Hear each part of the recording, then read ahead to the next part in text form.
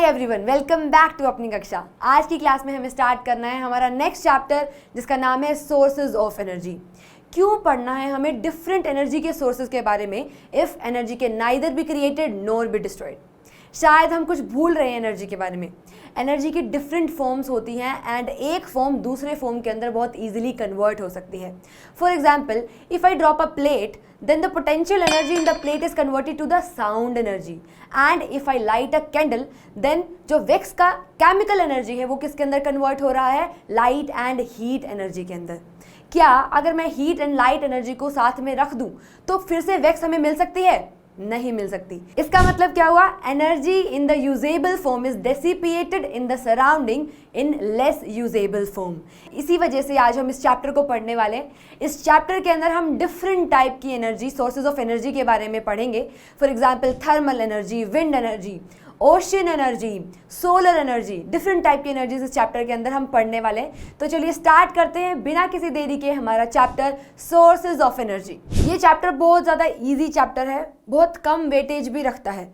ठीक है, इसके अंदर एक ही कॉन्सेप्ट है जो बार बार रिपीट होने वाला है हर एक प्रोसेस के अंदर, तो उसको हम समझ लेंगे। बट इस चैप्टर की शुरुआत हम करने वाले हैं एनर्जी की डेफिनेशन के साथ। राइट, किस तरीके से एनर्जी को हम डिफाइन कर सकते हैं। देखिए, एनर्जी क्या है? Energy is the condition that describes capacity to do work. यानी कि क्या है energy?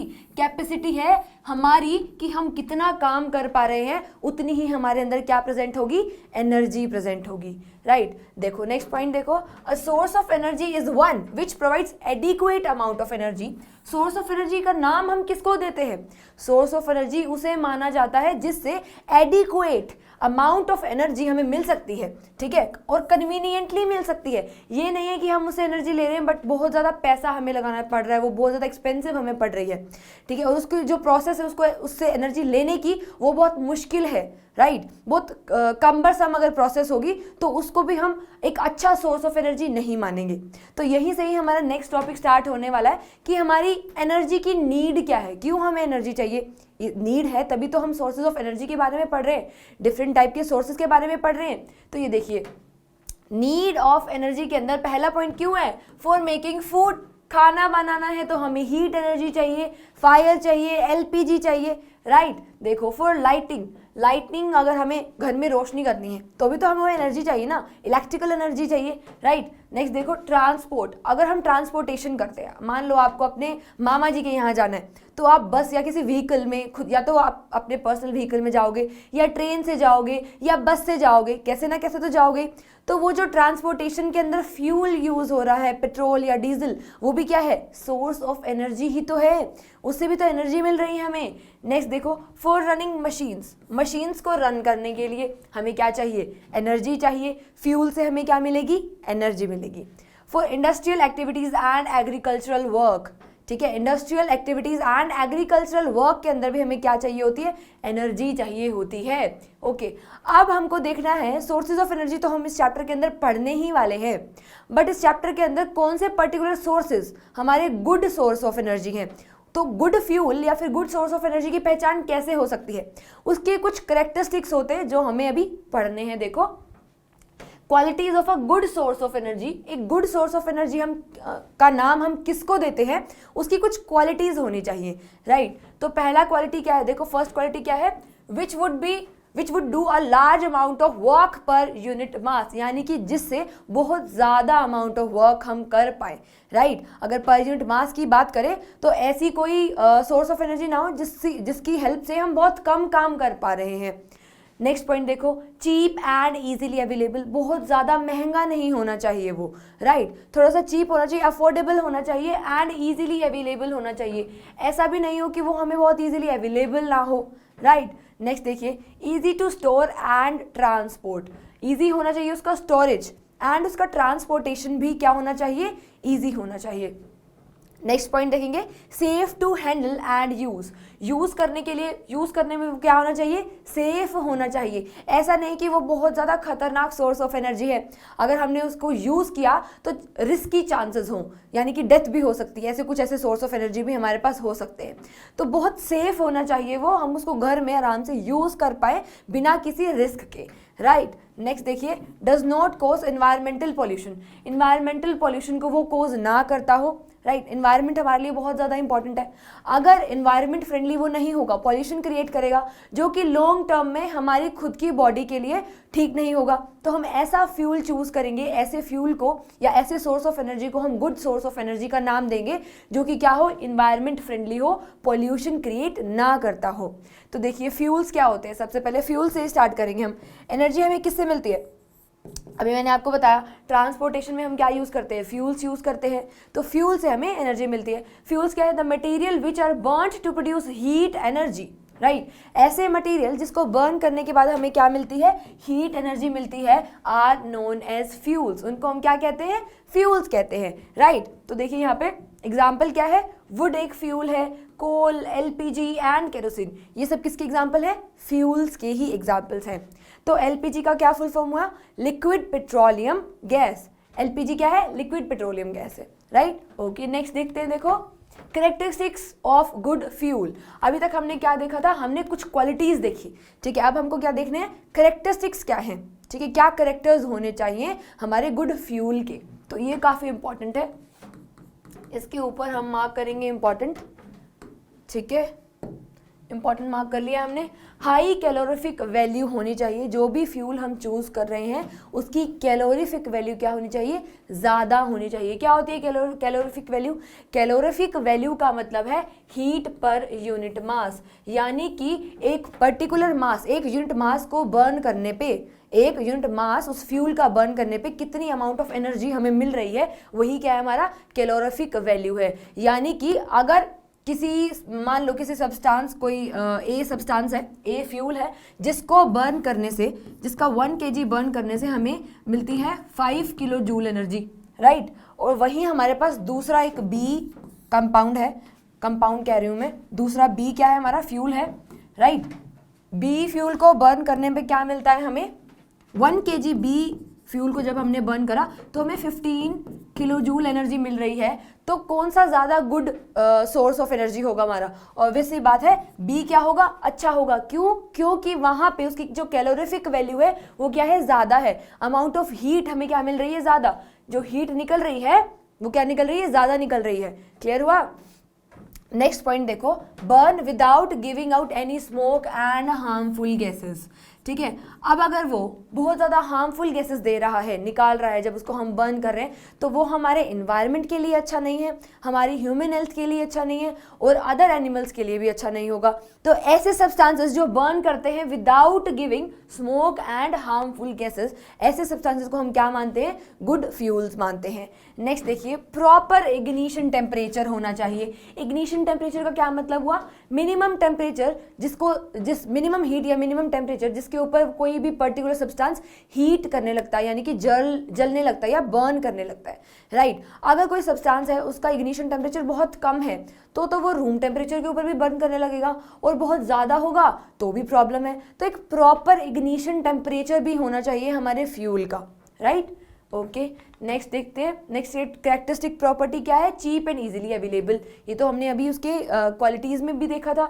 Easy to handle, safe to transport, convenient to store, फिर से वही चीज़ें बार बार आने वाली हैं, एंड बर्न स्मूथली, जो अच्छे से बर्न भी कर पाए बिना किसी इशू के। ओके, नेक्स्ट देखिए। नेक्स्ट ये जो टॉपिक है आपका, सोर्सेज ऑफ एनर्जी को हम मेनली दो कैटेगरीज के अंदर डिवाइड कर सकते हैं। पहला है कन्वेंशनल सोर्स ऑफ एनर्जी, दूसरा है non conventional source of energy. अब ये जो डिफरेंस है, दिस इज इंपॉर्टेंट, ये पूछा जाता है आपके एग्जाम में, बार बार यहाँ से क्वेश्चन पूछा जा सकता है। तो पहला हम देखेंगे कन्वेंशनल सोर्स ऑफ एनर्जी के अंदर फर्स्ट डिफाइन कर लेते हैं conventional and non conventional source of energy को।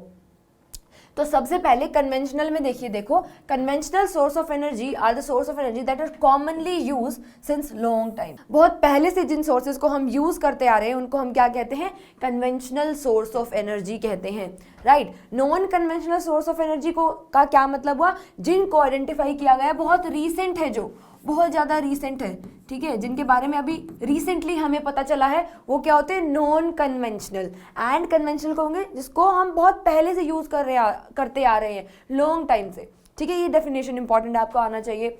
नेक्स्ट देखिए, फर्स्ट पॉइंट ये हो गया डेफिनेशन का। सेकंड पॉइंट देखिए, they can be exhausted due to over consumption. ऐसे सोर्स ऑफ एनर्जी जो कि ओवर कंजप्शन पे खत्म हो सकते हैं, एग्जॉस्ट हो सकते हैं, वो क्या होते हैं? कन्वेंशनल सोर्स ऑफ एनर्जी होते हैं। नॉन कन्वेंशनल में क्या होगा? देखो, they can not be exhausted, ये एग्जॉस्ट नहीं हो सकते हैं, चाहे हम कितना मर्जी उनको हम यूज कर ले या ओवर यूज कर ले, राइट। नेक्स्ट पॉइंट देखिए, दे पोल्यूट एनवायरनमेंट। जो कन्वेंशनल सोर्स ऑफ एनर्जी होते हैं ये क्या करते हैं? इन्वायरमेंट को पोल्यूट करते हैं। On large scale and global warming का रीजन भी क्या है? कन्वेंशनल सोर्स ऑफ एनर्जी है। पहले मैं आपको एग्जांपल दे देती हूँ। कन्वेंशनल सोर्स ऑफ एनर्जी में मेनली हमारे फॉसिल फ्यूल्स आते हैं, ठीक है। फॉर एग्जांपल हम कह सकते हैं पेट्रोल कह सकते हैं, राइट। तो ये जो एग्जांपल है ये किसका एग्जांपल है? हमारा कन्वेंशनल सोर्स ऑफ एनर्जी का। एंड हमें पता है कि पेट्रोल को यूज़ करने से कितना ज़्यादा पॉल्यूशन होता है। एंड पेट्रोल और डीजल तो हम बहुत पहले से यूज़ करते आ रहे हैं, राइट। बहुत पहले से हमें पता है इस फ्यूल के बारे में। इसी वजह से वो किसके अंदर आया? कन्वेंशनल सोर्स ऑफ एनर्जी में।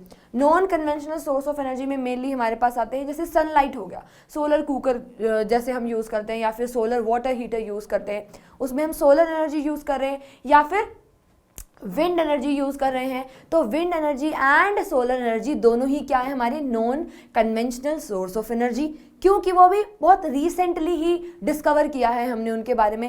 एंड सन तो हमेशा रहेगा ही रहेगा, right. Sun is the ultimate source of energy. And wind भी जब तक अर्थ है, एटमॉस्फेयर है, तो जो हवा है वो भी बहती रहेगी। तो ये वाले जो सोर्सेज है कभी ख़त्म नहीं हो सकते। तो आई थिंक अब एग्जाम्पल्स बताने के बाद अब आपको ये चीज़ समझ में आएगी कि जो हम आगे के डिफरेंसेस देख रहे हैं। अब आपसे कोई पूछे कन्वेंशनल सोर्स ऑफ एनर्जी के बारे में कुछ भी बता दीजिए, राइट। तो कन्वेंशनल सोर्स ऑफ एनर्जी पूछते ही आपके दिमाग में एग्जाम्पल आना चाहिए fossil fuels, for example petrol और डीजल, ठीक है। अब उनके बारे में तो आपको सब पता है कि ये पॉल्यूशन क्रिएट करते हैं, ये खत्म हो सकते हैं, राइट। ये non renewable source of energy है, तो ये सारे पॉइंट्स आप ऐड कर सकते हो। वैसे ही नॉन कन्वेंशनल यानी कि जिनको हम पहले से नहीं जानते, बहुत रीसेंट है, सनलाइट हो गया, ठीक है, सोलर एनर्जी हो गया, विंड एनर्जी हो गया, ओशन एनर्जी हो गया, तो ये सब क्या है? रीसेंट है और ये खत्म नहीं हो सकते हैं, राइट। ये खत्म नहीं हो सकते, तो कितना मर्जी इनको ओवर यूज कर लो। तो एग्जाम्पल से आप इन सारे पॉइंट्स को ध्यान रख सकते हैं, देखिए। और ये पॉल्यूट भी नहीं करते इन्वायरमेंट को, राइट। जो हमारे कन्वेंशनल सोर्स ऑफ एनर्जी है वो तो इन्वायरमेंट को पॉल्यूट भी करते हैं, जबकि जो हमारे non conventional sources of energy होते हैं वो इन्वायरमेंट को पॉल्यूट नहीं करते हैं, ठीक है। नेक्स्ट देखो, they are primarily used for industries and commercial purpose. ये प्राइमरीली इंडस्ट्रियल पर्पस के अंदर हम यूज़ करते हैं। एंड यहाँ पे जो हमारे non conventional sources of energy होते हैं उसको हम डोमेस्टिक पर्पस के लिए यूज़ करते हैं। ये कुछ डिफरेंसेस हैं, ठीक है। नेक्स्ट देखिए, ये जो कन्वेंशनल सोर्सेज ऑफ एनर्जी है ये क्या होते हैं? कॉस्टली होते हैं, काफ़ी कॉस्टली हमें पड़ते हैं। जबकि यहाँ पे non conventional sources of energy के अंदर क्या होता है? कंपैरेटिवली लेस एक्सपेंसिव होते हैं। बट हर केस में ये लेस एक्सपेंसिव नहीं होंगे। फॉर एग्जाम्पल अगर हम सोलर एनर्जी की बात करते हैं तो सन तो फ्री है। विंड एनर्जी की बात करते हैं तो विंड तो फ्री है, हमें अवेलेबल है नेचर में। बट जो उसका सेटअप है, जो विंड फार्म हम लगाने वाले हैं उसके सेटअप में बहुत पैसा लग जाता है, ठीक है। तो हम कह रहे हैं कि एक बार सेटअप महंगा है बट लॉन्ग टर्म में देखें तो फिर हमें बिजली सस्ते में वहाँ पे मिल जाएगी, राइट। जो हम एनर्जी वहाँ से प्रोड्यूस करने वाले हैं वो एनर्जी हमें क्या मिलेगी? सस्ते में मिल जाएगी। बट एक बार तो आपको सेटअप के पैसे लगाने पड़ेंगे, राइट।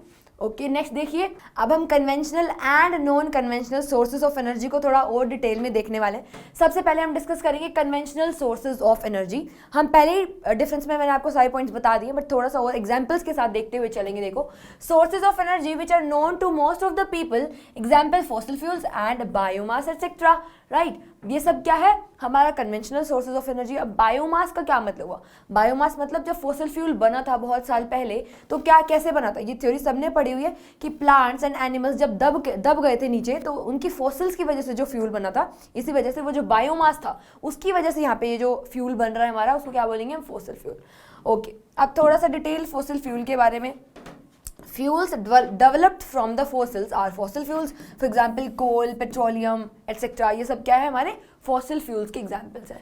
ओके, अब ये जो fossil fuel का formation हुआ it takes millions of the year, बहुत साल लगे इनको फॉसिल फ्यूल को बनने में, ठीक है। अब ये जो हमारे फॉसिल फ्यूल्स होते हैं ये कैसे होते हैं, इनके बारे में कुछ करेक्टरिस्टिक्स प्रॉपर्टीज हम देख रहे हैं। देखो, available in very limited amount, बहुत कम अमाउंट में ये हमें अवेलेबल होते हैं। These are non renewable sources of energy, ये रीन्यूएबल सोर्सेज ऑफ एनर्जी नहीं है। अब रीन्यूएबल सोर्सेज क्या होते हैं एंड नॉन रीन्यूएबल सोर्सेज क्या होते हैं, तो आपने छोटी क्लास से बहुत बार पढ़ लिया होगा, बट एक बार मैं आपको फिर से बता देती हूँ। रीन्यूएबल यानी कि जो फिर से रीन्यू हो सकते हैं, फिर से रीजनरेट हो सकते हैं।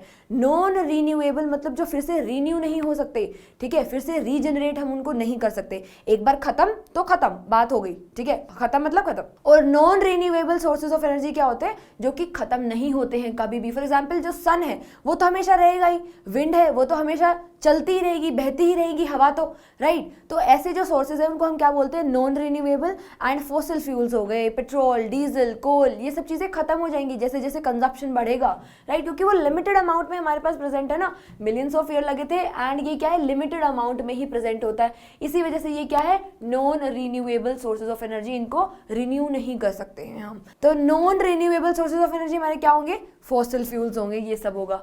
देखिए नेक्स्ट है हमारे पास कन्वेंशनल सोर्सेज ऑफ एनर्जी में pollution caused by fossil fuel. अब हमको ये चीज़ भी पता है कि जो फॉसिल फ्यूल्स होते हैं वो क्या क्रिएट करते हैं, पॉल्यूशन क्रिएट करते हैं। तो पहला पॉइंट देखिए, released oxides of carbon, nitrogen and sulphur, ठीक है। जब हम फॉसिल फ्यूल्स को बर्न करते हैं तो क्या होता है, देखो क्या रिलीज होते हैं, oxides of carbon, nitrogen and sulphur, जो कि क्या होते हैं, एसिडिक इन नेचर होते हैं। अब जब भी रेन आएगी तो उनके साथ ये मिक्स होकर क्या बना देंगे, एसिड रेन का फॉर्मेशन कर देंगे। एसिड रेन के बारे में आपने लोअर स्टैंडर्ड्स में पक्का पढ़ा होगा, आई एम श्योर, ठीक है। तो एसिड रेन का जो एक इफेक्ट है वो हमें कहाँ देखने को मिलता है, ताजमहल के ऊपर देखने को मिलता है। वो जो कलर चेंज हो रहा है ताजमहल का, ठीक है, वो किसकी वजह से हो रहा है, एसिड रेन की वजह से, ठीक है। अब एसिड रेन तो बहुत ज़्यादा डैमेजिंग होती है, damaging for the trees, plants and soil की फर्टिलिटी भी रिड्यूस हो जाती है एसिड रेन की वजह से। तो ये बहुत ख़राब चीज़ है हमारे इन्वायरमेंट के लिए। नेक्स्ट पॉइंट देखिए, produces large amount of CO2, large amount of CO2 का प्रोडक्शन होता है in the atmosphere which causes green house effect. ज़्यादा अमाउंट ऑफ CO2 निकलेगी तो उतना ज़्यादा होगा ग्रीन हाउस इफेक्ट हमारी अर्थ के ऊपर, राइट। तो ये दोनों बहुत ख़राब चीज़ें हैं फॉसिल फ्यूल्स के बारे में, यानी कि ये क्या है, डिसएडवांटेज है हमारे फॉसिल फ्यूल्स की।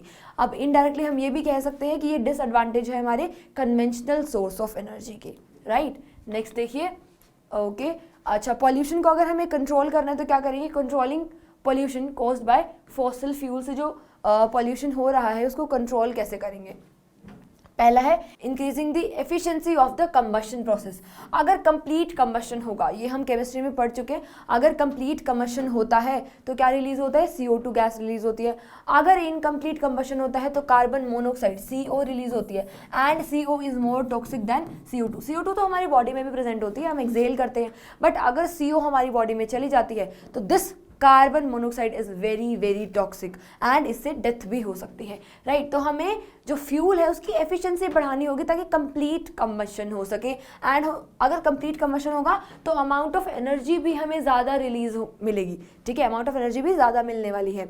Using various techniques to reduce the escape of harmful gases and ashes into the surroundings. हमें कुछ ऐसा सेटअप करना पड़ेगा जिससे, अब हमें पता है जब भी हम फॉसिल फ्यूल्स को बर्न करेंगे तो ये खराब गैसेस, ये जो टॉक्सिक गैसेस है, ठीक है, सल्फर, नाइट्रोजन, ये तो निकलनी ही निकलनी है, बट हम कुछ ऐसा सेटअप करें जिससे ये जो गैसेस है ये हम इन्वायरमेंट में ज़्यादा फैलने ना दें, राइट। तो इस तरीके की हमें कुछ चीज़ें सोचनी पड़ेंगी। इस चैप्टर में आगे हम जितने भी फिनोमिनास पढ़ने वाले हैं, for example thermal power plant, wind energy etcetera, इन सब में हम एक ही फिनोमिना को यूज़ करेंगे बार बार रिपीटेड वे में टू प्रोड्यूस इलेक्ट्रिसिटी, राइट। तो उसके लिए क्या यूज़ करने वाले हैं हम, देखिए ये जो सेटअप आपको दिखाई दे रहा है बार बार सब सारी की सारी प्रोसेसेस में हम यही वाला सेटअप यूज़ करने वाले हैं।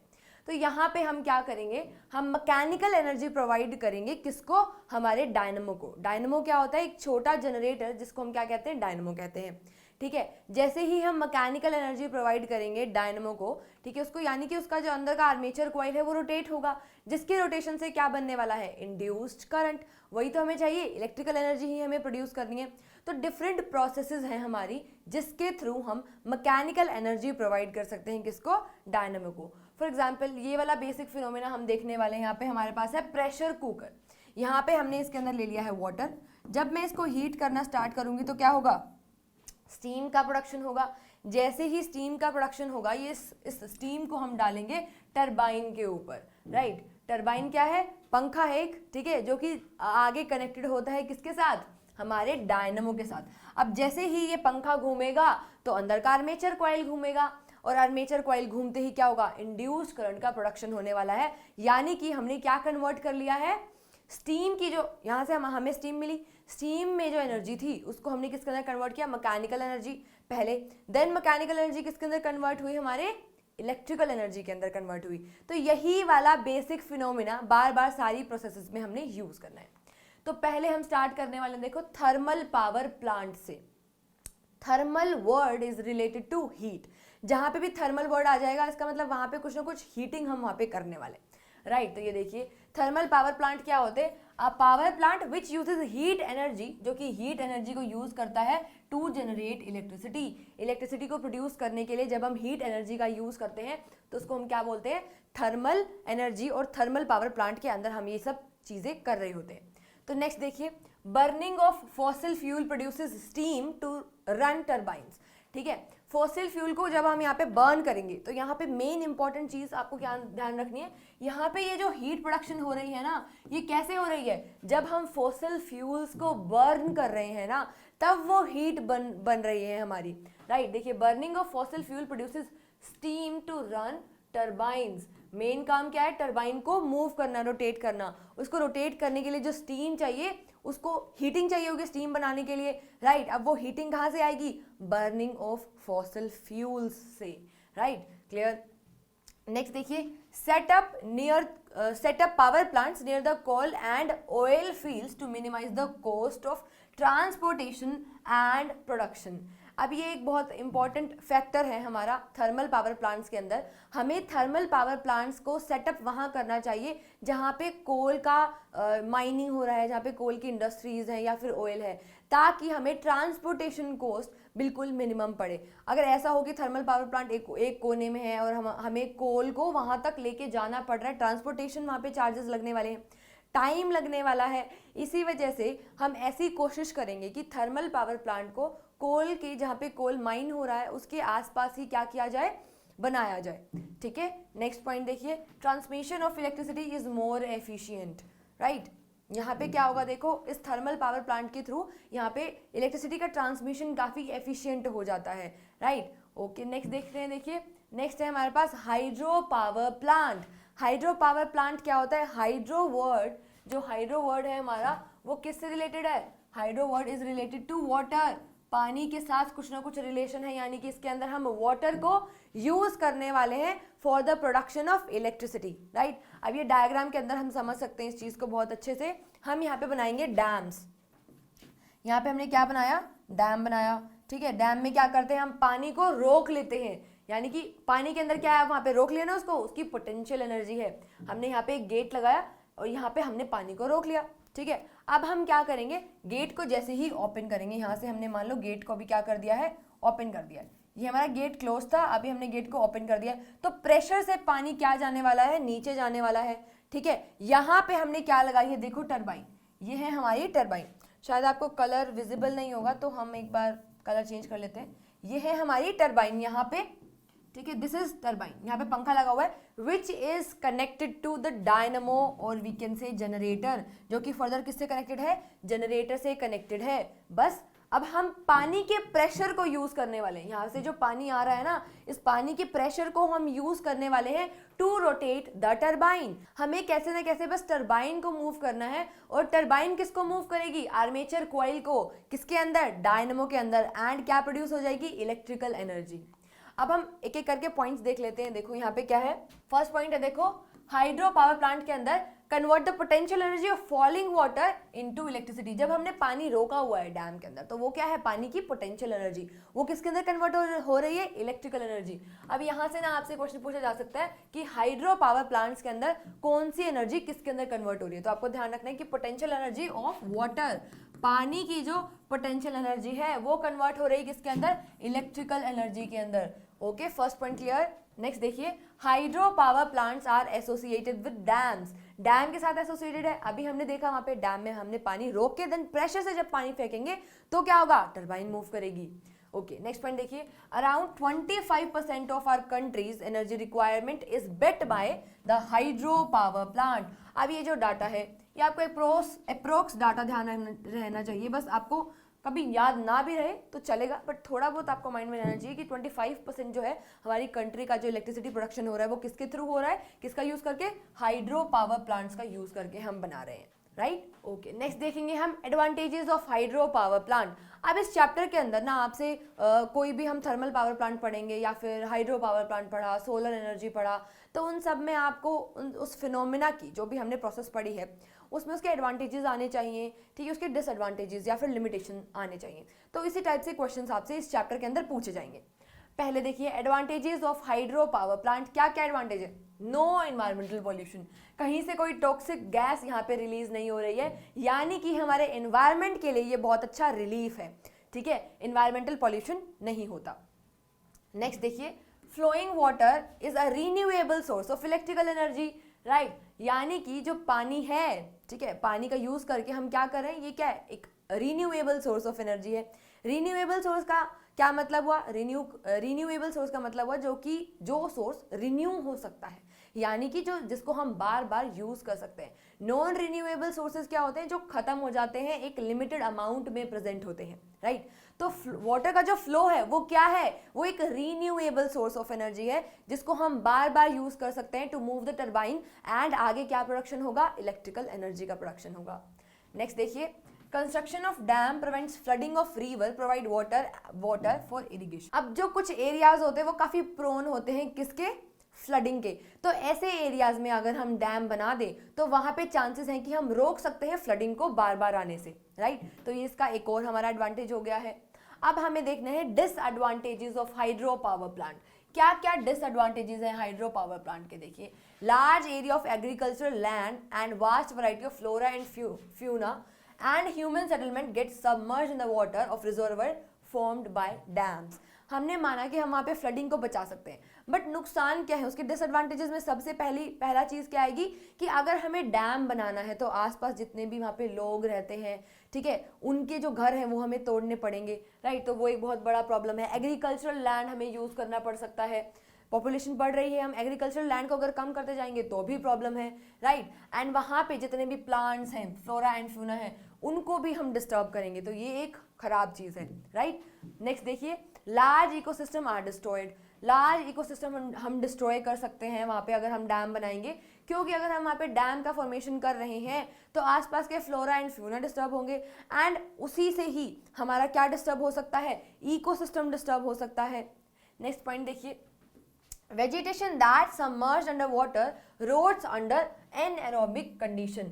अब मान लीजिए हमने डैम का वहाँ पे फॉर्मेशन कर दिया है, डैम बनाने के बाद जो भी प्लांट्स थे, फ्लोरा एंड फ्यूना थे, वो जो नीचे दब चुके हैं पानी में। एनएरोबिक कंडीशन का मतलब है जहाँ पे ऑक्सीजन काफ़ी कम अमाउंट में प्रेजेंट होती है, यानी कि लैक ऑफ ऑक्सीजन। अब एनएरोबिक कंडीशन के अंदर जब डीकॉम्पोजिशन होता है तब क्या किस चीज़ का प्रोडक्शन होता है, large amount of methane gas यानी कि CH4 गैस का प्रोडक्शन होता है, which is a green house gas. अब इससे भी प्रॉब्लम है इन्वायरमेंट को, राइट। तो यहाँ पे ये हमारा थर्ड पॉइंट हो गया। फोर्थ देखिए, creates problem of satisfactory rehabilitation of displaced people, यानी कि जिन लोगों के आसपास घर थे, जहाँ पे हमने डैम बनाना है उसके आसपास जो घर हैं वो तो तोड़ने पड़ेंगे, ठीक है। अब वहाँ पे उनके घरों को शिफ्ट करके गवर्नमेंट को कहीं और जगह पे उनको लोकेशन या फिर उनका घर देना पड़ेगा। तो जो लोग हैं जो अपने घरों में उस टाइम पे रह रहे हैं, उनको इतना सेटिस्फाई कर पाना कि आपको हम एक और घर देंगे, या कई बार कुछ लोग ऐसे होते हैं जिनको घर नहीं भी मिल पाता, तो ये भी एक इशू है। तो आसपास के जो भी लोग हैं वो अपोज करते हैं, राइट, डैम बनाने से। तो ये कुछ हमारे डिसएडवांटेजेस हैं किसके, हाइड्रो पावर प्लांट्स के। नेक्स्ट हमें पढ़ना है बायोमास। बायोमास में क्या होता है, देखो biomass is related to plants and animals, right. तो यहाँ पे सबसे पहले समझ लेते हैं कि होता क्या है बायोमास। बायोमास का यूज करके भी हम एनर्जी का प्रोडक्शन कर सकते हैं। देखिए, dead part of plants and trees and the waste material of animal and men, ठीक है, उसको हम यूज कर सकते हैं for the production of energy, right. Example, जो वुड है वो क्या है, एक बायोमास है, एंड उसको बहुत लंबे टाइम से हम एज अ फ्यूल यूज करते आ रहे हैं। हम सबको पता है, घर में हम चूल्हे में जब खाना बनाते हैं तो वहाँ पे वुड का यूज करते हैं ना, राइट। ओके, बायोमास क्या होता है वो तो हमने देख लिया, राइट। अब हमको ये देखना है कि डिसएडवांटेजेस क्या है। देखिए बायोमास की पहली है, produces a lot of smoke, काफी ज्यादा धुआं निकलता है, स्मोक निकलता है आफ्टर बर्निंग, जब भी हम उसको बर्न करते हैं। चूल्हे में जब खाना बनाते हैं वुड को यूज करके तो क्या होता है, बहुत धुआं, which is bad for environment. Okay, environmental pollution होगा। नेक्स्ट पॉइंट देखिए, do not produces much heat, ज्यादा हीट भी इवॉल्व नहीं होती है, ठीक है। जितना वुड हम बर्न कर रहे हैं उससे अगर अमाउंट को देखें तो काफ़ी कम हीट का प्रोडक्शन हो रहा है, एंड इन्वायरमेंटल पॉल्यूशन भी हो रहा है साथ साथ, तो ये एक प्रॉब्लम है। नेक्स्ट देखेंगे, देखिए ये तो होगी हमारी दो डिसएडवांटेजेस, ये बता रही है कि हमें क्यों वुड को यूज नहीं करना चाहिए एज अ फ्यूल। बायोमास है ना, वुड जो है एग्जाम्पल किसका है, बायोमास एनर्जी का एग्जाम्पल है।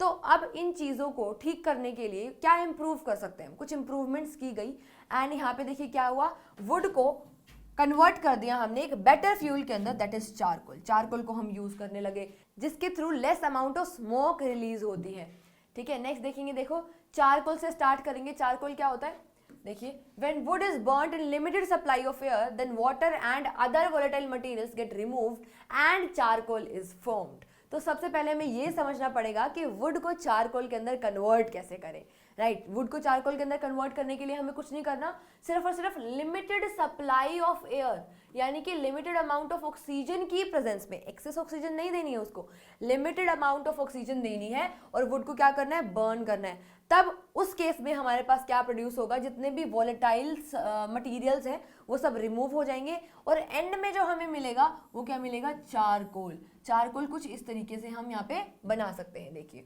Would on limited supply of oxygen get converted into charcoal, simple सी बात है, इस चीज को ध्यान रखना। नेक्स्ट देखिए, charcoal is better fuel than the wood, better fuel है वुड से, कैसे, देखिए, it is high calorific value, इसकी कैलोरीफिक वैल्यू क्या होती है, हाई होती है। यही तो हमें चाहिए, जो गुड फ्यूल्स के हमने कैरेक्टरिस्टिक्स पढ़े थे, जो मैंने आपको बताया अभी थोड़ी देर पहले, क्या है उसका मतलब, उसके अंदर जो मेन चीज हमने पढ़ी थी वो क्या थी, कैलोरीफिक वैल्यू। कैलोरीफिक वैल्यू क्या होनी चाहिए गुड फ्यूल के लिए, हाई होनी चाहिए। तो ये तो एक इंपॉर्टेंट कैरेक्टरिस्टिक हो गई। नेक्स्ट देखिए, does not produce smoke while burning, charcoal जो है वो ज़्यादा अमाउंट ऑफ स्मोक भी प्रोड्यूस नहीं करता जब उसको हम बर्न करते हैं। नेक्स्ट देखिए, इट इज कॉम्पैक्ट फ्यूल, ये कॉम्पैक्ट फ्यूल है, easy to handle and convenient to use, easy to handle है एंड कन्वीनियंट टू यूज है charcoal in comparison to wood, right. Next देखेंगे, देखिए कावडंग, कावडंग को हम यूज करते हैं, पहले टाइम पे बहुत ज़्यादा यूज़ करते थे। अगर आप कभी गांव में गए हो या आपकी दादी माँ से अगर आप पूछोगे तो आपको वो बताएंगे कि कावडंग को एज अ फ्यूल हम यूज़ करते थे। जो कावडंग है उसको हम यूज़ करते हैं, ठीक है, कावडंग को यूज़ करते हैं एज अ बायोमास एनर्जी, ठीक है। अब यहाँ पे इसको बर्निंग के लिए या फिर खाना बनाने के लिए भी चूल्हों में पहले यूज़ किया जाता था, बट ये इतना अच्छा फ्यूल नहीं है। उसके कुछ रीजंस है जो आपको पता होने चाहिए, आपसे पूछे जा सकते हैं। देखो, because it produces lot of smoke, same would वाली चीज़ जो हमने देखी, वुड को हमने किसके अंदर कन्वर्ट कर दिया, चारकोल के अंदर। यहाँ पे भी कुछ प्रॉब्लम्स है, कुछ डिसएडवांटेजेस हैं। पहली है कि ये बहुत ज़्यादा स्मोक को प्रोड्यूस करता है, which is bad for environment. Next है, cow dung does not burn completely and produces lot of ash and residue, फिर से वही प्रॉब्लम। नेक्स्ट है, देखो लो कैलोरीफिक वैल्यू, ये तो हम नहीं सहन कर पाएंगे, ना तो ये सहन कर पाएंगे लो कैलोरीफिक वैल्यू, और दूसरा फैक्टर अगर बहुत ज़्यादा पॉल्यूशन क्रिएट करता है, तो ये दोनों फैक्टर्स ही हमारे लिए बहुत ख़राब है। नेक्स्ट देखिए, बाय मेकिंग बायोगैस, ओके, जैसे हमने क्या किया था, अभी हमने वुड को कन्वर्ट किया था चारकोल के अंदर, जिससे हम बहुत बेटर तरीके से यूज़ कर सकते हैं वुड को, थोड़े से चेंजेस के साथ। तो वैसे ही हम यहाँ पे क्या करने वाले हैं, देखिए यहाँ पे हमने कुछ चेंजेस किए, हमने क्या बना दी, बायोगैस बना दी। क्या बनाई, बायोगैस। अब बायोगैस कैसे बनाई वो हमें देखना है, जिसको हम गोबर गैस प्लांट भी बोलते हैं, from cow dung to get smokeless fuel. हमें क्या मिला, स्मोकलेस फ्यूल मिला through biogas, directly cow dungs को यूज़ नहीं किया हमने, उसको कुछ चेंजेस कर दिए उसके अंदर। अभी ये जो आपको डायग्राम दिखाई दे रही है, डायग्राम आपकी एनसीईआरटी के बुक के अंदर दिया हुआ है, जो आपको आना चाहिए। ये है हमारा बायोगैस प्लांट। क्या है? बायोगैस प्लांट है। तो यहाँ पे हमने देखो यहाँ पे क्या लिया, यहाँ पे हमने ली है स्लरी। स्लरी क्या है? वाटर एंड काउ डंग का जो मिक्सचर है उसकी जब हम पेस्ट बना लेते हैं वाटर को ऐड करके, तो उसको क्या कहते हैं? स्लरी कहते हैं। यहाँ से हमने स्लरी डाली इसके अंदर, ठीक है। एंड यहाँ पे ये जो आपको टैंक दिखाई दे रहा है, ये इसको क्या बोलते हैं? डाइजेस्टर बोलते हैं, राइट। अब इस डाइजेस्टर के अंदर ये जो डाइजेस्टर प्रेजेंट है यहाँ पे, इसके अंदर काफी सारे बैक्टीरियाज प्रेजेंट होते हैं जो कि लैक ऑफ ऑक्सीजन की प्रेजेंस में क्या करते हैं? डीकम्पोजिशन करते हैं। एंड आफ्टर डीकम्पोजिशन जो गैस इवॉल्व होती है उसको हम यूज कर लेते हैं, इस गैस आउटलेट से बाहर निकालेंगे एंड इसको हम यूज कर सकते हैं कैसे? As a fuel. एंड कैसा फ्यूल होता है? ये स्मोकलेस फ्यूल होता है। क्लियर? अब यहाँ पे इसका एक और जो बाई प्रोडक्ट हमें मिलने वाला है वो है मेन्योर, जिसको फार्मर्स फर्दर यूज कर सकते हैं फार्मिंग के अंदर, राइट। तो ये दो इंपॉर्टेंट इसकी चीजें हैं। क्लियर? अब हम एक एक करके सारे पॉइंट्स देखने वाले। देखो, बायोगैस के बारे में थोड़ा सा देखेंगे। It is produced in biogas plant. Biogas plant का यूज करके हम बायोगैस का प्रोडक्शन करते हैं। फर्स्ट पॉइंट देखिए, anaerobic microorganism decomposes the complex compounds of dung and water slurry, right. यानी कि एनएरोबिक जो बैक्टीरियाज है, माइक्रो ऑर्गेनिजम्स हैं, उनका मेन यहाँ पे काम होता है, जो कि क्या करते हैं? डीकम्पोजिशन करते हैं। किसका? काउ डंग का। क्लियर? ओके, नेक्स्ट देखिए, it takes few days for the decomposition process and generate gases like methane। आपको यही चीजें ध्यान रखनी है कि कौन कौन सी गैस प्रोड्यूस होती है। हमारी मीथेन प्रोड्यूस होती है, CO2, hydrogen and hydrogen sulphide. ये कुछ गैसेस है जो प्रोड्यूस होती हैं कहाँ से? हमारे गोबर गैस प्लांट से प्रोड्यूस होती है। नेक्स्ट देखिए, biogas is stored in the gas tank above digester. यहाँ पे डायग्राम अगर हम फिर से देखें तो ये जो डाइजेस्टर है इसके ऊपर एक और टैंक बनाया हुआ है, इसको क्या बोलते हैं? गैस टैंक बोलते हैं। जितनी भी गैस यहाँ से प्रोड्यूस होने वाली है कहाँ पे स्टोर हो जाएगी? इस गैस टैंक के अंदर स्टोर हो जाएगी, राइट। अब ये जो गैस टैंक है इससे कनेक्टेड क्या है? हमारा गैस आउटलेट, जिसके थ्रू हम गैस को फर्दर आगे यूज कर सकते हैं पाइप्स के थ्रू। क्लियर हुआ? तो ये भी इंपॉर्टेंट है, इसका डायग्राम आपको आना चाहिए, पूछा जा सकता है, और ये कुछ इंपॉर्टेंट पॉइंट्स है। अब हम देखेंगे एडवांटेजेस ऑफ बायोगैस। बायोगैस के एडवांटेजेस क्या है? पहला पॉइंट देखिए, it is an excellent fuel as it contain 75% of methane. ये 75% मीथेन को इसके अंदर प्रेजेंट होता है, तो आपको ये ध्यान रखना है परसेंटेज। नेक्स्ट है, इट बर्न्स विदाउट स्मोक। तो ये तो हमारे एनवायरनमेंट के लिए बहुत अच्छा है कि ये स्मोक का प्रोडक्शन नहीं करता है। नेक्स्ट देखिए, leaves no residue like ashes in wood and coal burning. किसी भी टाइप की एशेस को ये छोड़ता नहीं है। क्लियर? ओके, नेक्स्ट देखिए, नेक्स्ट क्या है? हीटिंग कैपेसिटी इज हाई, यानी कि हाई कैलोरीफिक वैल्यू। वही तो हमें चाहिए, smokeless and high calorific value is the most important advantages और मोस्ट इंपॉर्टेंट फैक्टर कह सकते हैं हम। नेक्स्ट देखिए, it is also use for lighting के लिए यूज कर सकते हैं। बायोगैस प्लांट फ्यूल है तो उसको हम जलाने के लिए तो यूज कर ही सकते हैं ना। नेक्स्ट देखिए, slurry left behind is used as excellent manure की तरह हम इसको यूज कर सकते हैं, और ये बहुत ज्यादा इंपॉर्टेंट है। ठीक है, इसके दो फायदे हो रहे हैं, एक तो फार्मर्स को फायदा हो रहा है और दूसरा इलेक्ट्रिसिटी तो प्रोड्यूस हो ही रही है। नेक्स्ट देखेंगे, देखिए, safe and efficient method for waste disposal. और यहाँ पे जो हम चीज़ें यूज़ करने वाले वो वेजिटेबल वेस्ट यूज़ करने वाले हैं, गोबर जो काऊ डंग है उसको यूज़ करने वाले हैं। ठीक है, जो घरों में वेस्ट बच जाता है, ऑर्गेनिक वेस्ट, उसको हम यूज़ कर सकते हैं। यानी कि तीन फायदे मेन यहाँ पे हो रहे हैं। एक तो कैलोरीफिक वैल्यू ज़्यादा है, दूसरा यहाँ पे क्या हो रहा है, देखो दूसरा फैक्टर यहाँ पे क्या है, हमें मेन्योर मिल रही है साथ साथ, और इलेक्ट्रिसिटी को आगे तो प्रोड्यूस हम कर ही सकते हैं। तो तीन फायदे इसके अंदर हमें दिखाई दे रहे हैं बायोगैस प्लांट के थ्रू। पहला है मेन्योर का प्रोडक्शन, दूसरा हमारा क्या है, वेस्ट का जो है सेफली डिस्पोजल हो रहा है, तीसरा क्या है, बहुत अच्छा फ्यूल है ये। ठीक है, स्मोकलेस है, कैलोरीफिक वैल्यू क्या है, काफ़ी ज़्यादा है। नेक्स्ट देखेंगे हम विंड एनर्जी। विंड एनर्जी यानी कि बहती हुई पवन, बहती हुई हवा का यूज़ करके हम क्या बनाने वाले हैं, इलेक्ट्रिसिटी का प्रोडक्शन करने वाले हैं। सिंपल वही, हमें बस क्या करना है, ब्लेड्स को रोटेट करना है, यानी कि टरबाइन को रोटेट करना है, किसके, डायनामो को। ठीक है, तो देखिए, unequal heating of land mass and water bodies by solar radiation generates air movement and causes wind to blow. अब ये जो प्रोसेस है ना कि विंड कैसे ब्लो करती है, आप 7th 8th में पढ़ के आए हो, मुझे पता है। ठीक है, तो इसको डिटेल में नहीं देखने वाले हम आगे की प्रोसेस कैसे इलेक्ट्रिसिटी का प्रोडक्शन हो रहा है वो हम देखने वाले हैं। देखो, यहाँ पे क्या होगा देखो, ये आपको दिखाई दे रहा है विंड, यहाँ पे हम विंड फार्म्स यूज करते हैं, यानी कि जो विंड मिल्स है, ये आपको विंड मिल का एक डायग्राम दिखाया गया है। विंड मिल के जो ब्लेड्स हैं उसको हमें रोटेट करना है, ठीक है। दिस विंड मिल का जो रोटेट है which is connected to the dynamo, ठीक है, डायनमो से कनेक्टेड है। अब जैसे ही ये मूव करेगा तो अंदर का कॉइल मूव करेगा एंड इंड्यूस्ड करंट वहां पे प्रोडक्शन होने वाला है। तो विंड जैसे ही मूव करती है तो ये इसके ब्लेड्स के ऊपर आएगी और ये ब्लेड्स क्या करने शुरू करेंगे, मूव करने शुरू करेंगे, which is connected to generator, generator से कनेक्टेड है, ठीक है। एंड इसी तरीके से आगे हम किसके क्या बना सकते हैं, हमारी इलेक्ट्रिकल एनर्जी के अंदर इसको कन्वर्ट कर सकते हैं। क्लियर है? ओके अब हम देखेंगे देखो uses of kinetic energy generated by the wind energy. Wind energy के थोड़े बहुत पॉइंट्स देख लेते हैं। देखिए, to generate electricity by turning the rotor of the turbine, turbine का रोटर को मूव कर सकते हैं हम वहाँ पे और क्या बना सकते हैं, इलेक्ट्रिकल एनर्जी बना सकते हैं। नेक्स्ट देखिए, to lift water from the wells, uses बता रही हूँ, विंड एनर्जी को कहाँ कहाँ यूज कर सकते हैं, अप्लाई कहाँ कर सकते हैं, क्या क्या यूज आ सकती है हमारे।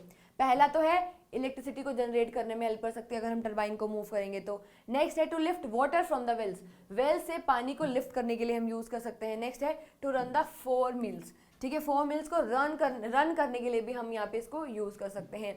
नेक्स्ट देखिए, output of a single wind mill is quite small, ठीक है। अगर आप विंड मिल्स के बारे में देखेंगे तो एक विंड मिल जो है वो बहुत सारा इलेक्ट्रिसिटी का प्रोडक्शन नहीं कर सकती है, ठीक है। तो हमें क्या बनाने पड़ते हैं, विंड फार्म्स बनाने पड़ते हैं। ऐसा एरिया जहाँ पे बहुत सारे large number of wind mills लगाई जाती हैं, ठीक है, उसको हम क्या बोलते हैं, विंड फार्म्स बोलते हैं, ठीक है। तो आउटपुट क्या, क्योंकि एक सिंगल विंड मिल का क्या है, काफी कम होता है, quite small, so a number of wind mills are erected over a large area called wind energy farms, wind energy farms उसको बोला जाता है। The minimum wind speed for the windmill to serve as a source of energy is 15 to 20 kilometre per hour, this is important. ऐसे ही कहीं पे भी आपको जगह जगह पे तो विंड मिल्स लगी हुई नहीं मिलती, तो विंड मिल लगाने का एक क्राइटेरिया है कि ऐसा एरिया जहाँ पे मिनिमम जो स्पीड ऑफ विंड है वो 15 to 20 किलोमीटर पर आवर रहे, ऐसे एरिया में ही हम सेटअप करते हैं हमारे विंड मिल्स को, ठीक है। नेक्स्ट हमें देखने देखो एडवांटेजेस, सबसे पहला इको फ्रेंडली तो है, ठीक है, यहाँ पे पॉल्यूशन तो नहीं हो रहा, तो सबसे बड़ी चीज तो ये है। नेक्स्ट है efficient source of renewable energy, काफी एफिशिएंट सोर्स है रीन्यूएबल एनर्जी का, ठीक है, इसको हम बार बार यूज, हवा तो बहती रहेगी ना, ये तो खत्म नहीं हो रही, लिमिटेड सोर्स तो नहीं है, ये अनलिमिटेड सोर्स है। नेक्स्ट देखिए, no recurring expenses for the production of electricity, एक बार सेटअप करना है, एक बार खर्चा लगेगा, एक बार पैसा लगेगा, किसको सेट करने में, विंड फार्म्स को सेट करने में, उसके बाद फिर कोई भी खर्चा नहीं है, राइट। तो ये है कि रिकरिंग एक्सपेंसेस नहीं लगते इसके ऊपर, ये चीज आप ध्यान रख सकते हो। डिसएडवांटेजेस की अगर हम बात करते हैं तो पहला है wind energy farms need large lands, बहुत बड़ा लैंड चाहिए विंड एनर्जी फार्म्स बनाने के लिए, तो पहला तो ये है। दूसरा है difficulty in getting regular wind speed at 15 to 20 kilometre per our. अब ये तो हमारे कंट्रोल में ही नहीं है ना कि हर रोज 15 से 20 किलोमीटर पर आवर की स्पीड से विंड ब्लो करे वहां पे, राइट, तो ये एक डिसएडवांटेजेस है, ठीक है। नेक्स्ट देखिए, initial cost of establishing wind energy farm is very high, initial cost तो एक बार लगने वाली, एक बार तो पैसा लगाना पड़ेगा, तो ये एक थोड़ा सा डिसएडवांटेज हम कह सकते हैं। नेक्स्ट है high level of maintenance of blades of wind mill, अब मेंटेनेंस भी तो लगने वाली है, एक बार पैसा लगा दिया ठीक है, बट जो ब्लेड्स हैं वो खराब हो जाएंगे टाइम के साथ साथ, ठीक है, क्योंकि इन्वायरमेंट में हमारे एटमॉस्फेयर के अंदर काफ़ी सारी गैसेस प्रेजेंट है, मॉइस्चर है, राइट, तो उनको बार बार रिप्लेस करना पड़ेगा, उनके मेंटेनेंस का खर्चा आने वाला है, तो ये कुछ चीज़ें हैं हमारी इसके बारे में। नेक्स्ट कुछ इंपॉर्टेंट पॉइंट्स हमें देखने, देखो ये पूछा जा सकता है कि Denmark is called the country of wind, ठीक है, डेनमार्क को क्या बोलते हैं हम, कंट्री ऑफ विंड कहते हैं। नेक्स्ट देखिए, India is ranked 5th, India को 5th रैंक पे रखा गया है in harnessing wind energy from the production for the production of electricity, 5th number पे है हमारी इंडिया, ठीक है, किसके अंदर, विंड एनर्जी को यूज करने में for the production of electricity. Next देखिए, in India large wind energy farms has been established by Kanyakumari, ठीक है, नियर कल्याण कुमारी, कल्याण कुमारी के अंदर बहुत सारे बनाए गए हैं हमारे विंड एनर्जी फार्म्स, कहाँ पे है ये, तमिलनाडु में है। तो ये कुछ फैक्टर्स हैं, कुछ फैक्ट्स हैं जो आपको ध्यान रखने हैं। नेक्स्ट टॉपिक है हमारा सोलर एनर्जी। क्या होती है सोलर एनर्जी, देखिए, energy obtained from the sun is called solar energy, ठीक है, हम सबको पहले से पता है। नेक्स्ट देखिए, sun is the ultimate source of energy, चाहे कुछ भी हो जाए, सन तो हमेशा एग्जिस्ट करेगा ही, यानी कि सन को यूज कर सकते हैं हम। सारे रिसोर्सेज खत्म हो जाएंगे तब भी हम सन को यूज करके एनर्जी का प्रोडक्शन कर सकते हैं। अगर हम सोलर एनर्जी के एडवांटेजेस की बात करें तो सबसे मेन और मेजर एडवांटेज जो आता है वो क्या है, इन्वायरमेंट फ्रेंडली। पॉल्यूशन तो नहीं होता, सन को यूज कर रहे हैं ना, कोई हार्मलेस गैसेस तो नहीं निकल रही है, ठीक है। और दूसरा क्या है, रीन्यूएबल सोर्स ऑफ एनर्जी है, सन तो हमेशा ही एग्जिस्ट करेगा, ठीक है, लिमिटेड नहीं है, ठीक है, किसकी तरह, फॉसिल फ्यूल्स की तरह। तो ये हमारे एडवांटेजेस हो गई हैं किसकी, हमारे सोलर एनर्जी की। अब कुछ लिमिटेशंस एंड डिसएडवांटेजेस के बारे में हम डिस्कस कर लेते हैं। पहला देखिए, जो सोलर एनर्जी है वो एक डिफ्यूज्ड फॉर्म है, गिर रही है बस सनलाइट, ठीक है। अब उसको कहाँ यूज कर सकते हैं हम, उस हिसाब से हमें देखना पड़ेगा। नेक्स्ट है, it is not available all the time, रात को तो अवेलेबल नहीं होगी ना, ठीक है, तो इस चीज का हमें ध्यान रखना है। नेक्स्ट देखिए, it is not available at the constant rate, ठीक है, ऐसा नहीं है कि हमेशा तेज सनलाइट ही हमें मिलने वाली है। सर्दियों में कई बार 10-10 दिन लगातार हमें धूप के दर्शन ही नहीं होते हैं, राइट। तो ये क्या है, कांस्टेंट रेट से हमें नहीं मिलती है, कम ज़्यादा भी होती रहती, कभी आती है कभी नहीं आती, और रात को तो होती नहीं है, तो इस चीज़ का ध्यान रखना है। It is not available at night, ठीक है, रात को तो सन कहाँ से आएगा, ठीक है, तो ये कुछ इसके डिसएडवांटेजेस हम कह सकते हैं। अब इसके अंदर हम सोलर एनर्जी का यूज़ करके काफ़ी सारे सोलर डिवाइसेस हमने बनाए हुए हैं जिसका हम यूज़ करते हैं। फॉर एग्जाम्पल पहला है सोलर कुकर, ठीक है, सोलर कुकर का यूज़ करके हम खाना बना सकते हैं। नेक्स्ट है हमारा solar water heater, water heater का यूज़ करके, यानी कि सनलाइट को यूज़ करके हम क्या बना रहे हैं, पानी को गर्म कर सकते हैं, यानी कि इस केस में हम हमारी इलेक्ट्रिकल एनर्जी को सेव कर रहे हैं।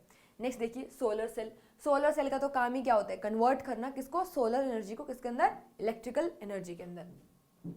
सोलर वाटर हीटर आपके सिलेबस में इतना डिटेल में नहीं है, बट सोलर कुकर आपके सिलेबस में डायग्राम दिया हुआ है, तो वो आपको देखना है। ये डायग्राम आपको अभी स्क्रीन के ऊपर दिखाई दे रहा है, ये है हमारा सोलर सेल पैनल। इसको यूज करके हम बनाते हैं electrical energy from solar energy.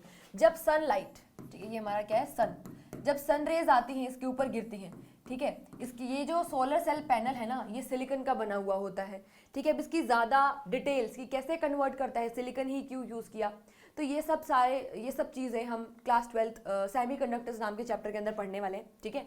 तो सोलर सेल पैनल का यूज़ करके हम क्या यूज़ करते हैं, इलेक्ट्रिकल एनर्जी के अंदर कन्वर्ट कर सकते हैं किसको, सोलर एनर्जी को। क्लियर है। अब इसका सेटअप भी काफ़ी एक्सपेंसिव रहता है, बस इसकी एक ये डिसएडवांटेज हम कह सकते हैं, राइट, काफ़ी महंगा सेटअप इसका होता है। बट एक बार सेटअप हो गया, एक बार पैसे लगा दिए, तो उसके बाद हम सोलर एनर्जी को, सन की एनर्जी को हार्नेस कर सकते हैं बहुत ईजिली, ठीक है, और जो कि क्या है, काफ़ी ज़्यादा एनवायरमेंटल फ्रेंडली है। क्लियर।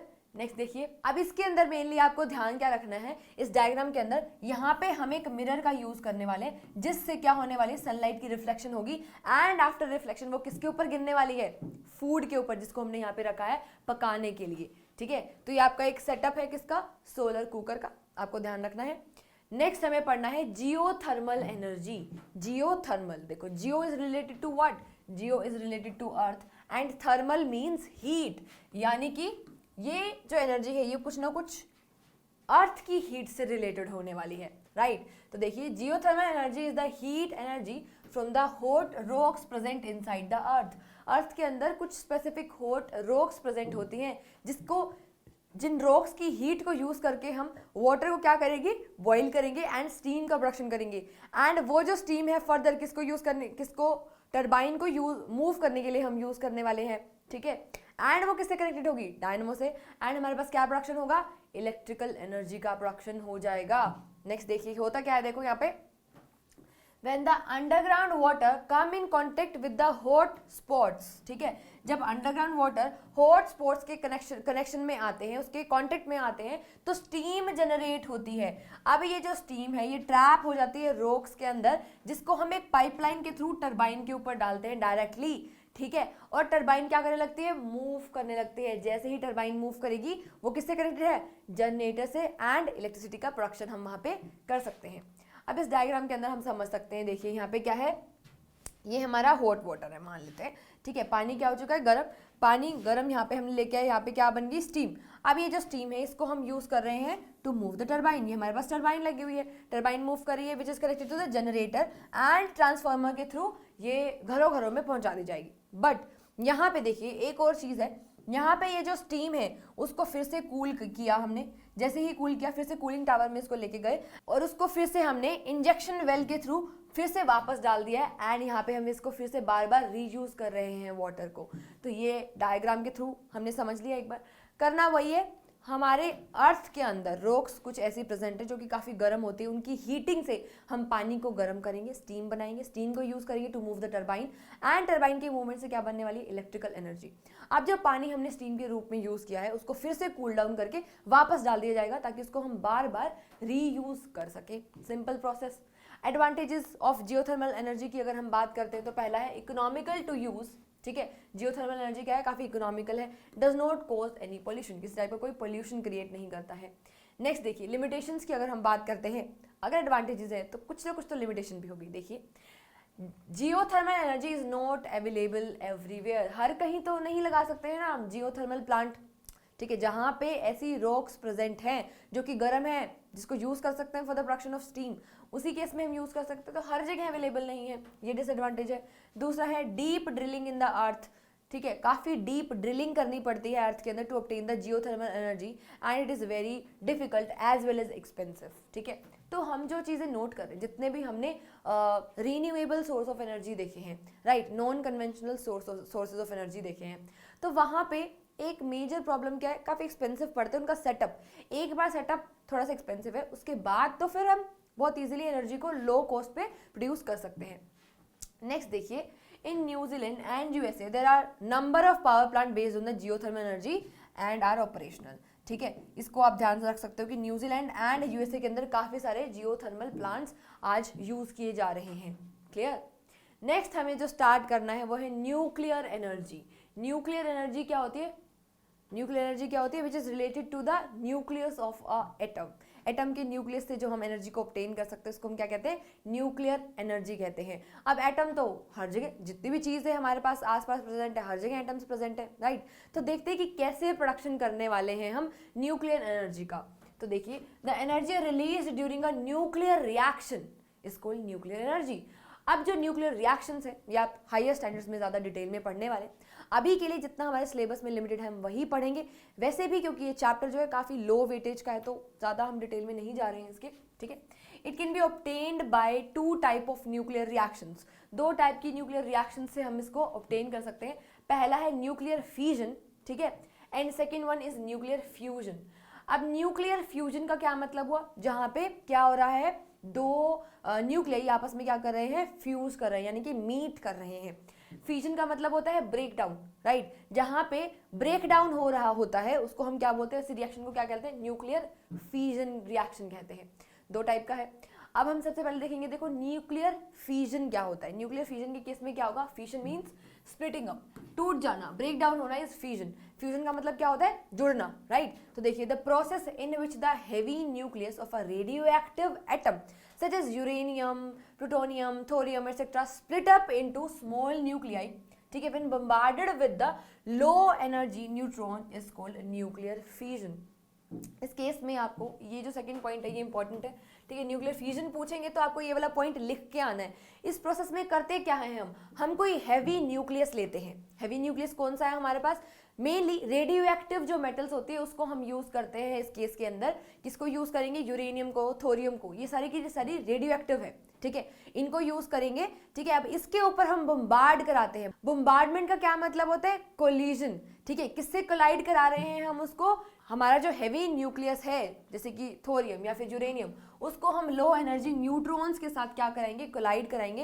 एंड जैसे ही हम उसको कोलाइड कराएंगे तो क्या होने वाला है, न्यूक्लियर फ्यूजन होगा, ब्रेक डाउन होगा उस न्यूक्लियाई का, एंड बहुत सारी अमाउंट ऑफ एनर्जी हमारे पास प्रोड्यूस होने वाली है वहां पे, ठीक है। देखिए, ट्रेमेंडस amount of energy is produced, ठीक है। ये वर्ड जो है ना ट्रेमेंडस, ये किसी और सोर्स ऑफ एनर्जी में मैंने मेंशन नहीं किया है, ठीक है। बहुत ज्यादा अमाउंट ऑफ एनर्जी प्रोड्यूस होती है इस केस में, ठीक है। तो आपको ध्यान क्या रखना है, देखो यहाँ पे यूरेनियम 235 को हम यूज करते हैं। Uranium 235 is used as a fuel in nuclear reactors. अब एनर्जी को, न्यूक्लियर एनर्जी को प्रोड्यूस करने के लिए न्यूक्लियर रिएक्टर्स को हम यूज करते हैं, उनका सेटअप करते हैं, ठीक है, in the form of uranium rods. आपको ध्यान क्या रखना है यहाँ पे, आपको ध्यान रखना है कि यूरेनियम 235 को हम यहाँ पे यूज करते हैं। क्लियर। नेक्स्ट हमें देखना है मेजर न्यूक्लियर पावर प्लांट्स है कहाँ कहाँ पे। ये कुछ नाम है जो आप नोट डाउन कर सकते हो, स्क्रीनशॉट ले लीजिए। देखिए, पहला क्या है, तारापुर महाराष्ट्र में है, ठीक है। राणा प्रताप सागर राजस्थान में है। तो ये कुछ नाम है, काइगा कर्नाटका में है। तो आपको ध्यान रखना है, ये आपसे पूछे जा सकते हैं एमसीक्यू क्वेश्चन या फिर मैच द फॉलोइंग क्वेश्चन यहाँ से पूछ सकता है आपसे, ठीक है। नेक्स्ट देखिए न्यूक्लियर फ्यूजन देखना है हमें। फ्यूजन मतलब ब्रेकडाउन, फ्यूजन का मतलब जुड़ना, ठीक है। यहाँ पे देखिए कंबाइन होना। When two nuclei of light atoms like hydrogen combine to form a heavy nucleus like helium, helium comparatively hydrogen से तो heavy है, ठीक है। अब fission के अंदर हम क्या कर रहे थे, एक heavy nucleus ले रहे थे जो कि break down कर रहा था, ठीक है, टूट रहा था। यहाँ पे जब कॉम्बिनेशन हो रहा है, कंबाइन कर रहे हैं न्यूक्लियाई, तो दो लाइट न्यूक्लियाई कंबाइन करके एक हैवी बना रहे हैं। देखिए फिर से पढ़ते हैं, two nuclei of light elements like hydrogen, hydrogen को यूज करते हैं to combine to form a heavy nucleus like helium and tremendous amount of energy is release, is called the nuclear fusion. तो nuclear fusion and nuclear fission की definition आपको आनी चाहिए। Last वाले में सेकंड पॉइंट इंपॉर्टेंट था, यहाँ पे आपका फर्स्ट पॉइंट काफी इंपॉर्टेंट है, ठीक है। तो आपको ये आना चाहिए। देखिए यहाँ पे हमने क्या ले लिया, ड्यूटेरियम, ठीक है। हाइड्रोजन के तीन क्या होते हैं, आइसोटोप्स होते हैं। पहला क्या है, प्रोटियम, ड्यूटेरियम एंड ट्रिटियम। यह हमने केमिस्ट्री के अंदर पढ़ा है, राइट। तो यहाँ पे हमने क्या ले लिया है, ड्यूटेरियम ले लिया, दोनों को क्या करा, कंबाइन करा, फ्यूजन किया एंड हमें क्या मिला, हीलियम मिला। साथ में क्या निकला, न्यूट्रॉन एंड बहुत ज्यादा ट्रेमेंडस अमाउंट ऑफ हीट रिलीज हुई है, ठीक है। तो ये रिएक्शन आप मेंशन करेंगे तो बहुत अच्छा लगेगा एग्जामिनर को देख के, ठीक है। नेक्स्ट देखिए, very high temperature and pressure is needed for the fusion, ठीक है। बहुत ज्यादा हाई प्रेशर हमें चाहिए होता है फ्यूजन की प्रोसेस कराने के लिए। Hydrogen bomb is based on this phenomenon, ठीक है। जो हाइड्रोजन बॉम्ब का प्रोडक्शन किया है, ठीक है, वो किसके फिनोमिनन के ऊपर बेस्ड है, न्यूक्लियर फ्यूजन के फिनोमिना पे बेस्ड है। नेक्स्ट देखिए, nuclear fusion is the source of energy in the sun and other stars. जो सन एंड स्टार्स है वहां पे फ्यूजन एंड फ्यूजन रिएक्शंस ही हो रही हैं सन के सरफेस के ऊपर, क्लियर। ये पॉइंट भी आपको ध्यान रखना है। नेक्स्ट हम देखेंगे एडवांटेजेस ऑफ न्यूक्लियर फ्यूजन, यानी कि nuclear energy, production of large amount of useful energy from a very small amount of nuclear fuel.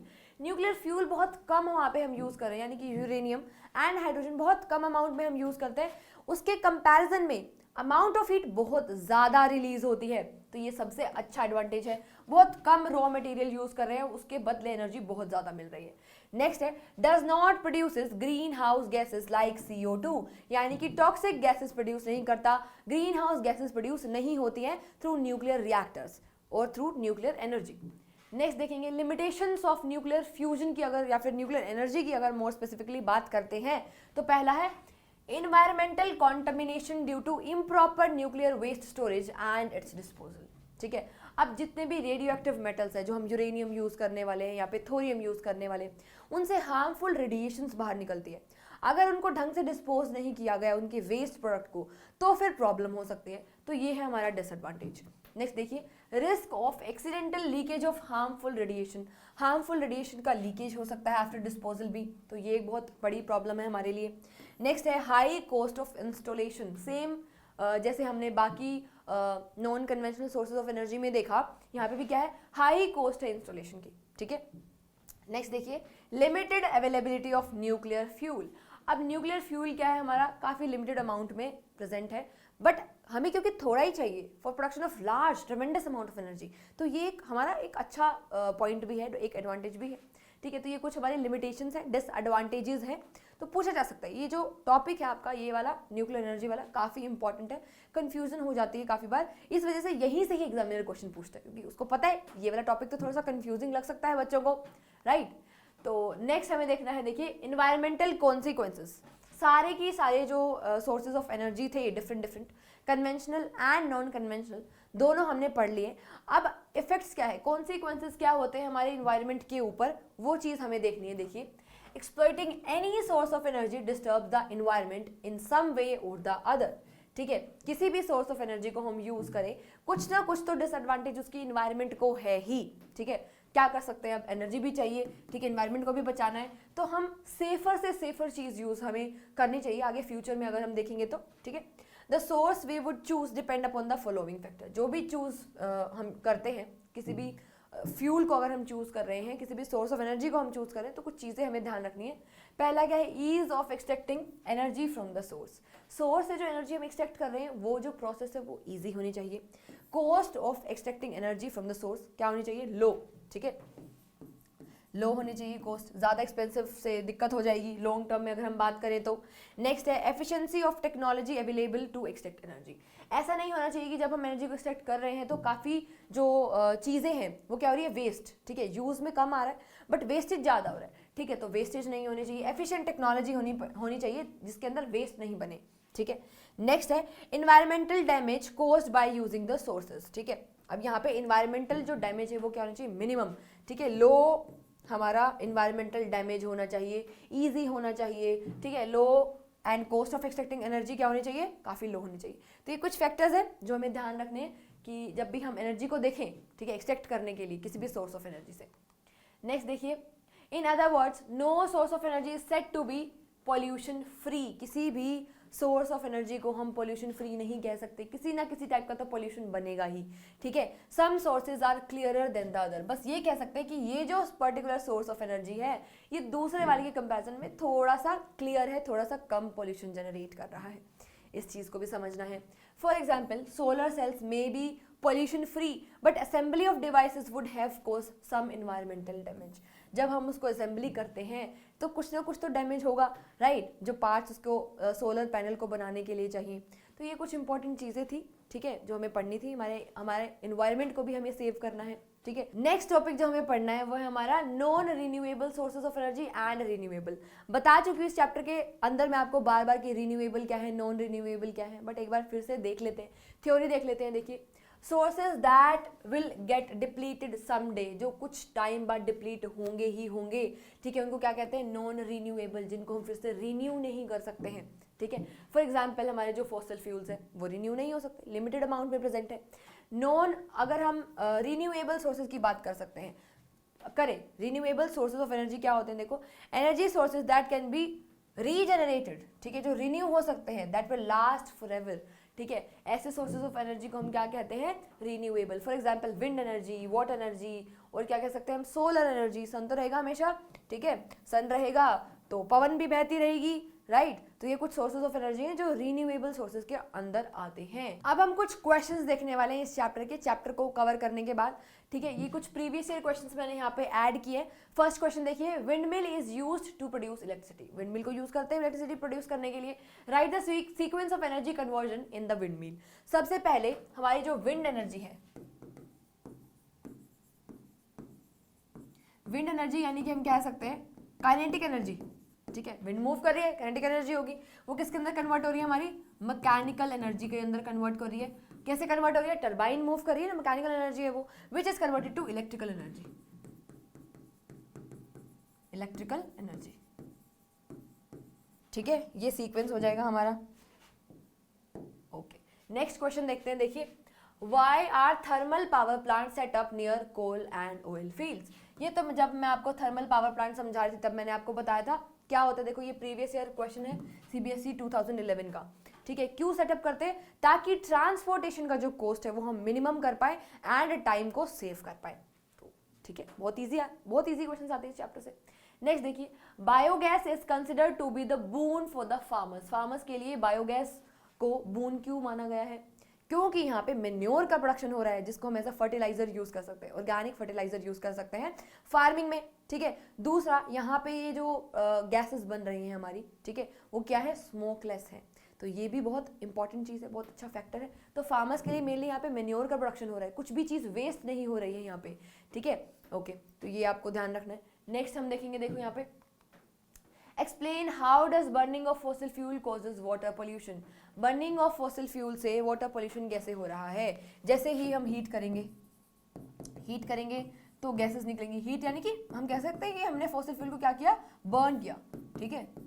Fossil fuel को हमने क्या किया, बर्न करा, हीट किया, तो गैसेस बनी। अब ये जो गैसेस हैं, ठीक है, ये किसका रीजन बनेगी, एसिड रेन का, ठीक है। अब इस एसिड रेन की वजह से हमारा क्या होने वाला है, वाटर पॉल्यूशन होने वाला है। अब एसिड रेन के बारे में तो बताने की जरूरत नहीं है, ठीक है, छोटी क्लासेस में हमने पढ़ा है, ठीक है, एसिड रेन। नेक्स्ट क्वेश्चन देखते हैं। देखिए, state the main difference between the thermal power plant and hydro power plant.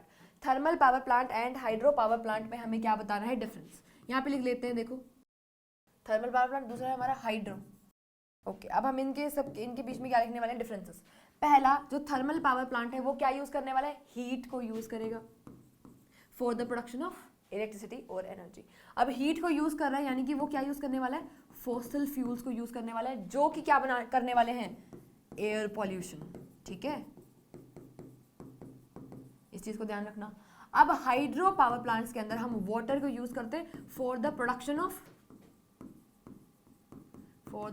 Of energy. ठीक है, एनर्जी को बनाने के लिए क्या यूज कर रहे हैं, वाटर का यूज कर रहे हैं, पहला पॉइंट। दूसरा, यहाँ पे नो पॉल्यूशन, कोई भी पॉल्यूशन तो कॉज नहीं हो रहा ना पानी की वजह से, नो पॉल्यूशन, इस चीज को ध्यान रखना। यहाँ पे इस केस में थर्मल एनर्जी के केस में जो पोल्यूशन है वो इन्वायरमेंट को पोल्यूट कर रहा है, तो ये मेजर जो डिफरेंस होगा वो हमको ये मेंशन करके आना अगर एग्जाम में ऐसा कुछ क्वेश्चन पूछते हैं। दूसरा, यहाँ पे थर्मल एनर्जी में जो केमिकल एनर्जी है ना हमारी, केमिकल एनर्जी,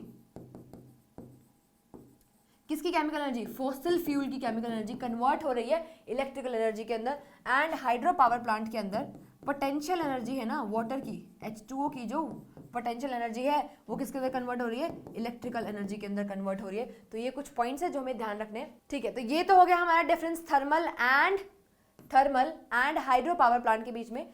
आगे आपसे देखिए क्या पूछा हुआ है, name two dam project which were opposed due to the problem of rehabilitation of displaced people. तो यहाँ पे जो पहला है तेहरी डैम और दूसरा है हमारा सरदार सरोवर प्रोजेक्ट। ठीक है, क्या है, सरदार सरोवर प्रोजेक्ट। तो ये नाम भी आपको ध्यान रखने पड़ेंगे। तो कुछ डाटा है इसके अंदर जो आपको ध्यान रखना है, कुछ फैक्ट्स हैं, कुछ फिगर्स हैं, थोड़ा बहुत आपको माइंड में सेट करने होंगे। तो आई होप ये चैप्टर आपको बहुत अच्छे से क्लियर हुआ होगा। Thank you for watching this video.